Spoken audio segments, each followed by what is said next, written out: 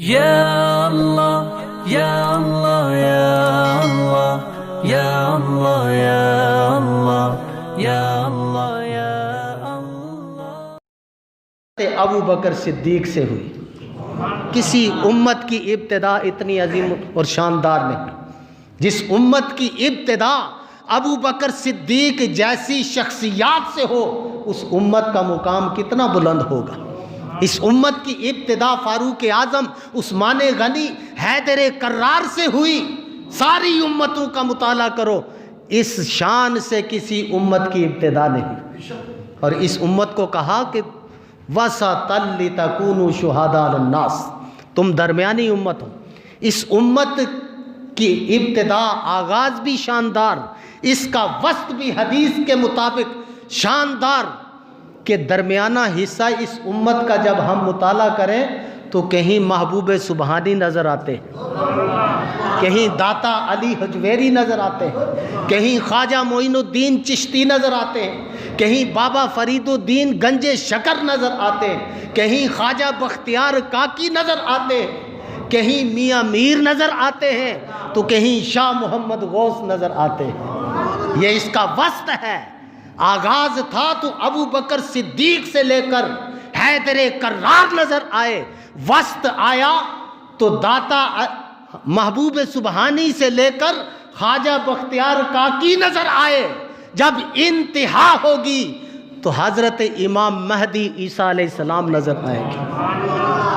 इब्तिदा भी शानदार, वस्त भी शानदार और इंतहा भी शानदार। कि इमाम महदी जैसे इस उम्मत की इंतहा होगी, हज़रत ईसा अलैहिस्सलाम जैसे इस उम्मत की इंतहा होगी। ईसा अलैहिस्सलाम अब नबी हैं, इससे पहले जो ज़मीन पर रहे नबी थे, साहिब किताब रसूल हैं।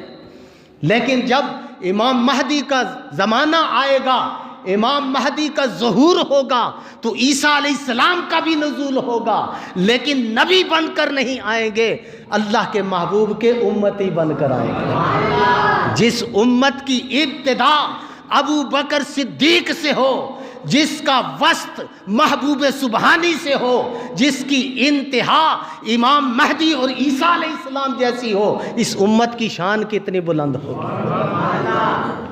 इस उम्मत जैसी कोई पहले उम्मत नहीं आई। ये हमारी कज रवियाँ हैं, कम फहमियाँ हैं, ये हमारे किरदार हैं कि हम अपने वकार की परवाह नहीं करते, हम अपने आप को पस्ती में गिराते हैं। हालांकि अल्लाह करीम ने कुरान के अंदर फरमाया कि उम्मत मुस्तफ़ा तो वो अजीम शान उम्मत है कि जिसके सर पर हमने करामत का ताज रखा हुआ है।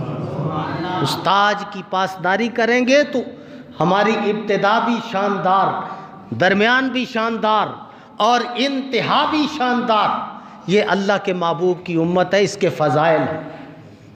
सरकार दो आलम सल्लल्लाहु अलैहि वसल्लम को ये अज़ीम शान उम्मत मिली। और फिर इस उम्मत को जिस चीज़ की ज़रूरत थी दुनिया से लेकर अव्वल से आखिर क़यामत तक, अल्लाह के महबूब ने वो अता कर दी है। दुनिया के अंदर भी, आलम बरज़ख में भी और क़यामत के दिन मैदान महशर में भी इस उम्मत की शान ही शान होगी। पहली उम्मतों के आप हालात मुताला करते हो, सीरतें पढ़ते, मूसा अलैहिस्सलाम की कौम के हालात पढ़ो तो जब आपने पैगाम दिया खुदा एक है उसको मानो, वहदहू ला शरीक है, तो उस कौम ने एतराज़ किया, मूसा हम जब तक खुदा को देखेंगे नहीं मानेंगे नहीं। लेकिन अल्लाह के महबूब अलैहिस्सलातु वस्सलाम ने आकर जब ये पैगाम दिया खुदा एक है, उसे वहदहू ला शरीक मानो, जिसने सबसे पहले तस्दीक की अबू बकर सिद्दीक की। अल्लाह के महबूब हम कोई दलील नहीं मांगते, जो आप फरमा रहे हैं वो हक है। आपने खुदा को एक माना, एक देखा, तो हम उसकी तस्दीक करते हैं। जो आप फरमाते हैं वो हक बात है। आपने उसकी सबसे पहले तस्दीक, तरदीद जिसने की अबू जहल बन गया। अबू जहल दौड़े हुए आया, खुशी और मुसर्रत में डूबा हुआ कि आज नबी को बदनाम करेंगे, आज दावा ही ऐसा कर दिया कि आसानी से बदनाम हो जाएंगे। लेकिन जब अबू बकर सिद्दीक के दरवाजे पर दस्तक देकर पहली शहादत तलब की तो अबू बकर सिद्दीक का जवाब ये था, ये बता कि ये ऐलान, ये दावा किया किसने? शख्सियत को देखकर मेरा जवाब होगा, फैसला होगा। कहा कि तेरे साहिब ने आज ये दावा किया। तो कहा बेवकूफ, जहालत के बाप, तुझे क्या खबर, हम तो इससे आगे भी सरकार को मान चुके हैं। इस उम्मत के आगाज अबू बकर सिद्दीक से हुआ। हज़रत मूसा अलैहिस्सलाम, पहली कौम में एक गुनाहगार होता था, सारी कौम को सज़ा मिलती थी। अब इस उम्मत में लाखों करोड़ों गुनाहगार हैं, उनको भी सज़ा नहीं मिलती, चे जाए कि किसी दूसरे को उनके साथ सज़ा। ये सदका है, ये खैरात है इमामुल अंबिया की कि अल्लाह के महबूब, अल्लाह करीम ने खुद इरशाद फरमाया, महबूब ये लोग हैं तो इस काबिल कि इन पर आसमान से पत्थर बरसाए जाएं और आंधियां चलाई जाएं, तूफान की बारिश हो, नेस्तो नाबूद कर दिए जाएं, लेकिन कयामत तक ये नहीं होगा। आपसे पहले ये हो चुका, अब नहीं होगा। अंता फीहिम, इस वास्ते कि कयामत तक आप इनमें मौजूद हैं। अब ना इनकी शक्लें बदलेंगी, कोई बंदर नहीं बनेगा, कोई खिंजीर नहीं बनेगा, किसी की शक्ल तब्दील नहीं होगी। वजह यह है कि अंता फीहिम, आप इनमें मौजूद हो। पहली कौमें गुनाह किए, बंदर की शक्ल में बदल गए, गधों की शक्ल में बदल गए, खंजीर बन गए और शक्लें तब्दील हो गई, मस्ख करके रख दिया। शक्लें न बदली तो आसमान से पत्थर बर तो नाबूद कर दिया गया, तूफान और आंधियां चलाकर सफ़े हस्ती से मिटा दिया गया। उम्मत मुस्तफ़ा के अंदर गुनाह वही है। इस उम्मत के अंदर भी ज़नाकार मौजूद हैं, जानी भी हैं, शराबी भी हैं, लेकिन उनको सज़ा नहीं मिल रही। चे जाए कि उनकी वजह से किसी दूसरे को भी उस अजाब में मुब्तला किया जाए।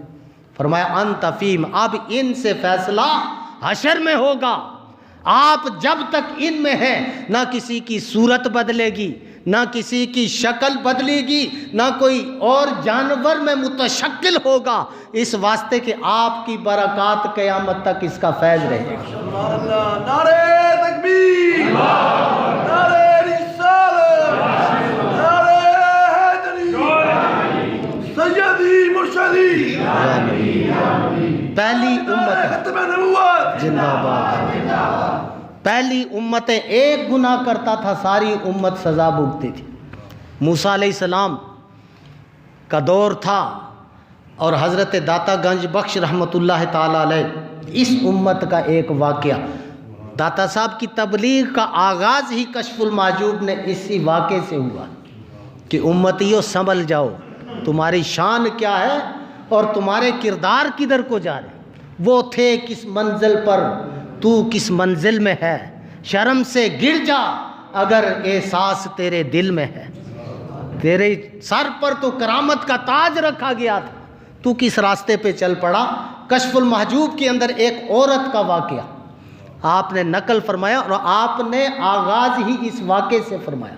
किताब का आगाज़ ही इस वाक़े से फरमाकर उम्मत मुस्तफ़ा की औरतों के ज़हन ज़मीर को झंझोड़ कर बताया कि तुम औरतें हो उम्मत मुस्तफ़ा की और तुम्हारा किरदार उसी औरत की तरह होना चाहिए जिसका जिक्र हज़रत दाता गंज बख्श रहमतुल्लाह।